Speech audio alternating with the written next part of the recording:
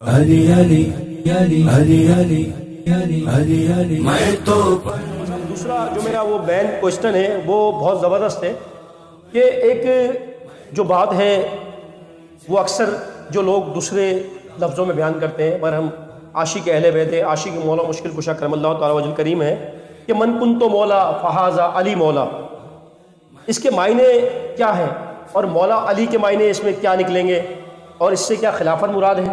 ہاں، یہ کچھ بڑا تھوڑا اس میں ایک بہت اہم ترین سوال ہے، اور یہ بعض اوقات جو ہے وہ جو تفضیلیت یا رافضی کی طرف جاتے ہیں وہ اس سے کچھ اور معنی اخذ کرتے ہیں۔ نبی کریم علیہ السلام نے اس کا پورا پس منظر ہے کہ کس وقت فرمایا، یہ مقام غدیر ہے، وہاں پر نبی کریم علیہ السلام نے یہ بیان کیا تھا۔ اور جب سرکار حج کر کے جب جا رہے تھے مدینہ المنورہ تو یہ مقام غدیر پر سرکار علیہ السلام نے آپ کے بارے میں فرمایا کہ من کنت مولا فعلی مولا، جس کا میں مولا علی اس کا مولا۔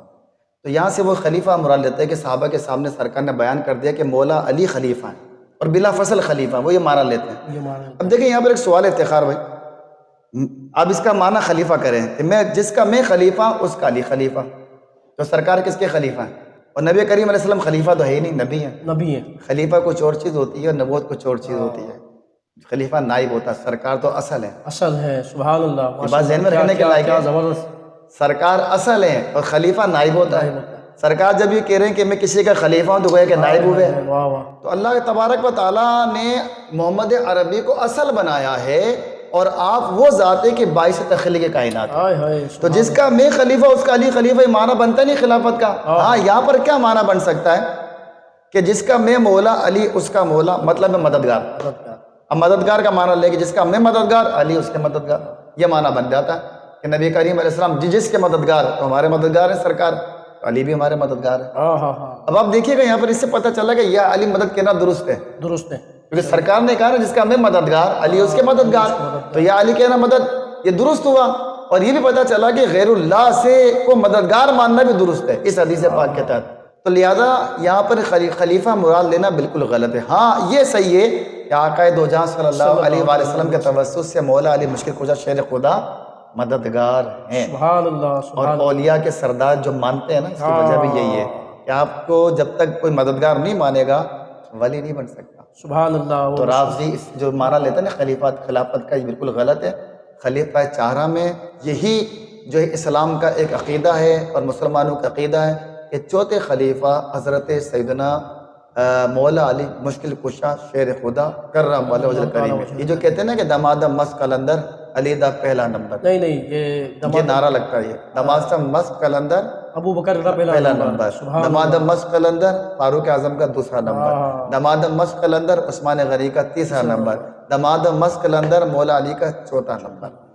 تو یہ میرے مولا علی مشکل کشا ہیں جن کی عظمت کو ہم بیان نہیں کر ہم تو سکتے۔ شجرے میں الحمدللہ ڈیلی پڑھتے ہیں، یا الہی رحم فرما مصطفیٰ کے واسطے، یا رسول اللہ کرم کیجئے خدا کے واسطے، مشکل حل کر شہ مولا علی مشکل کشا کے واسطے، کربلا رد شہید کربلا کے واسطے۔ الحمدللہ، اور اہل بیت کا بھی تذکرہ ہم کرتے ہیں، سید سجاد کے صدقے میں ساجد مجھے، علم حق دے باقر علم خدا کے واسطے، صدقے صادق کا تصدق صادق الاسلام کر، بے غضب راضی و قاضی اور رضا کے واسطے۔ اصل میں تو ہم حقیقی ہیں، الحمدللہ، اہل بیت کے چاہنے والے، ہم جانے دینے والے ہیں، اہل بیت سے پر اپنا سب کچھ لٹانے والے ہیں، اور انشاءاللہ بروز قیامت دیکھ لیں گے، آپ بھی دیکھیں گے، ہم بھی دیکھیں گے کون اہل بیت کے قدموں میں ہوگا۔ سبحان اللہ، سبحان اللہ۔ یہاں پر افتخار بھی ایک بات میں عرض کروں، جس سے محبت مولا علی مشکل کشا شیر خدا کے دعوے دار تو بہت مل جاتے ہیں۔